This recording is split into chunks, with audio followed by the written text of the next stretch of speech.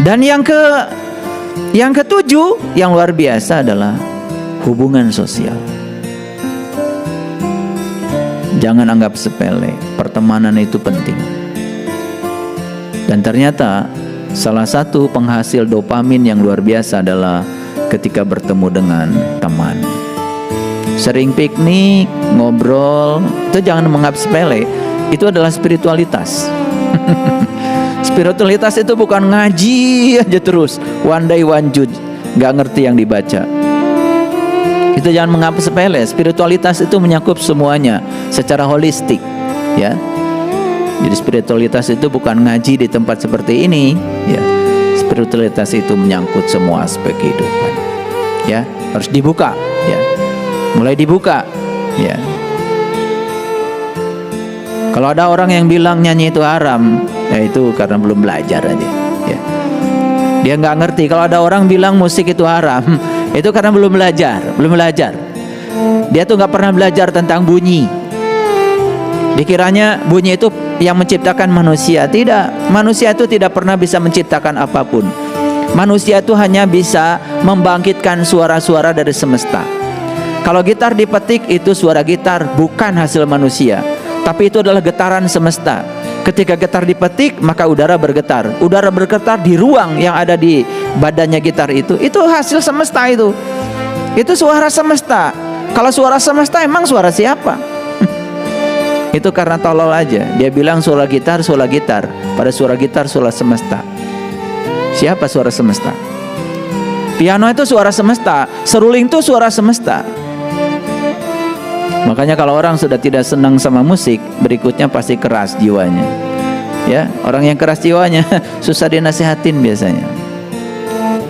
Jadi jangan menganggap spiritualitas itu hanya sekedar spiritual, itu sekedar upacara saja.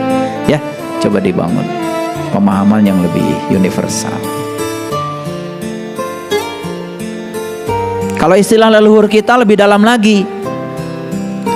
Lebih dalam lagi. Apa itu? Ciri orang yang sudah mendewasa dalam kehidupannya itu, dia itu bisa merasa sebelum terasa. Apa? Merasa sebelum terasa. Ada orang datang ke rumah kita, belum cerita kesusahan, kita sudah bisa merasakan.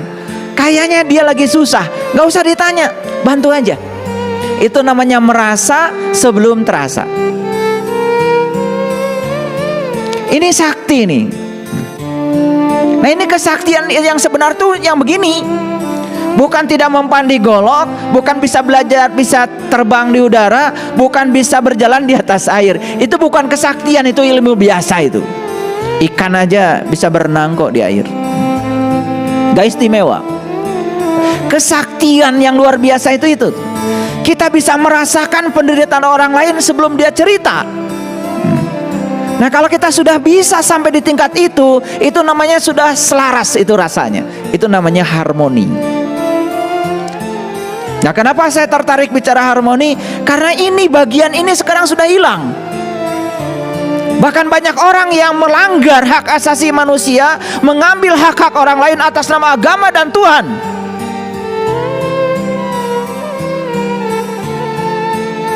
Dan konon kabarnya, menurut sahabat saya yang baru pulang dari Lombok tadi malam, ketika ada pembakaran rumah orang lain yang berbeda keyakinan, kalimat yang diucapkan adalah Allahu Akbar. Kok Allahu Akbar membakar rumah orang? Kok Allahu Akbar merampas hak-hak orang? Kok Allahu Akbar melanggar hak asasi orang? Yang model kayak gini tidak bisa dibiarkan. Itu sudah tingkatan teroris menurut saya. Dan teroris itu sebetulnya cikal bakalnya apa? Intoleransi. Sudah tidak ada harmoni di sini. Tidak ada harmoni. Kalau kita belajar tentang ketuhanan, di Quran dikatakan, Inna rabbaka ahata binnas. Sesungguhnya Tuhanmu meliputi seluruh semesta raya. Sesungguhnya Tuhan Anda meliputi seluruh manusia.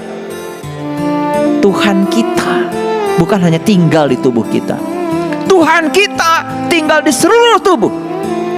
Jiwa yang sama yang tinggal di tubuh yang berbeda. Bagaimana kita tidak harmoni? Bagaimana kita tidak merasakan perasaan orang lain? Ini harus kita asah. Dan topik yang kedua yang luar biasa yang harus kita bicarakan hari ini adalah toleransi. Apa toleransi itu? Toleransi itu saling memahami sekaligus saling menghormati perbedaan. Ayo kita camkan dulu. Harmoni berarti keselarasan rasa.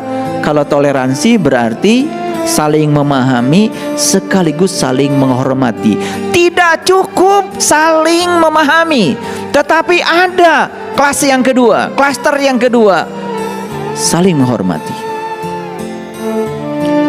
Ayo kita tarik dulu sederhana. Kenapa kita diberi rasa cinta?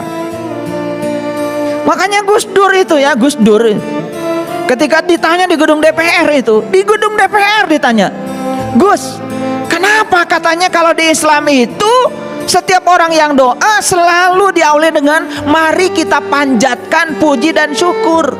Apa jawab Gus Dur saat itu? Karena puji dan syukur tidak bisa memanjat, ya harus dipanjatkan.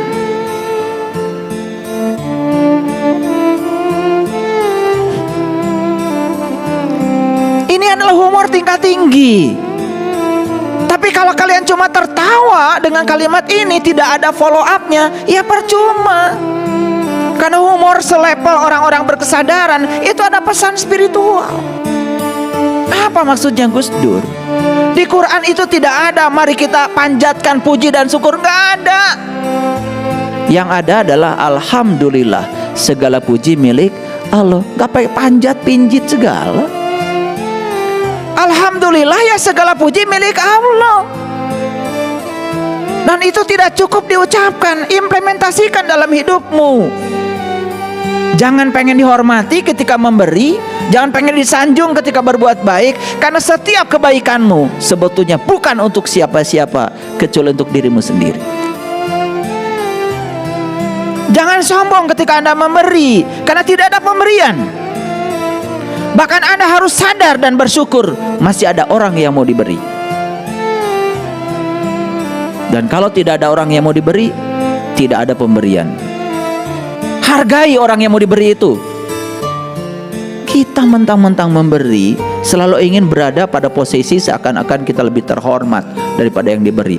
Padahal sama-sama terhormatnya, sama-sama berkahnya, sama-sama bahagianya.